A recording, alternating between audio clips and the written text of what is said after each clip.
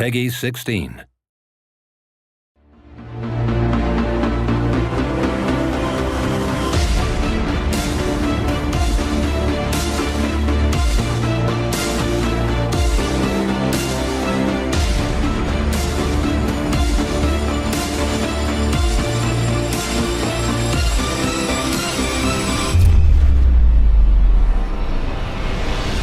Infinite Crisis is kind of my dream project in that it is a world where you can take all the DC heroes you knew and loved and you can see their twisted reflections, their dark mirrors, their idealized versions, all of them on the same page. It is the most broad, open-ended set of universes in any comic universe, especially since the introduction of the multiverse and the Elseworlds. There really are very few things that we can imagine and think of that can't be contained inside the DC universe.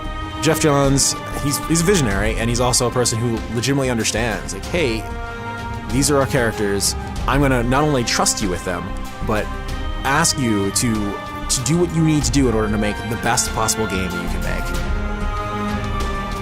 I feel like DC has become absolutely integral to just the experience of the game, because without the DC multiverse, this just doesn't work.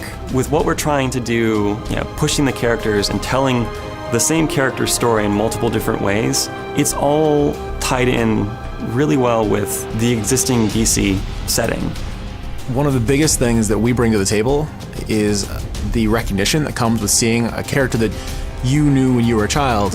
When you take these characters that are larger than life and you put them in a game, seeing Batman, seeing Wonder Woman, these characters are people that resonate with you in a way that really a lot of other characters from most other mobile games cannot. When we try to interpret a well-known character for the game, we try to find those elements that are iconic. So when you take someone like Green Lantern and his constructs, he can imagine and create anything. We can't have him do that because, well, there's a variety of reasons why that would just be a bad idea for the game and for the feasibility of making him. So we try to find things that are representative of him in his constructs. So he summons a giant jet and throws it at you, and that, of course, represents his sort of backstory as being that test pilot. We're always looking for ways to incorporate DC history and lore into the game in ways that make sense for a competitive environment. And one of the ways that I'm really proud of and what we've done that is through the artifacts. Now, these are the items that players will be acquiring from the Artifact Foundry through the match. These are items that increase the power of their champion, so that makes them better able to deal with the threat at hand.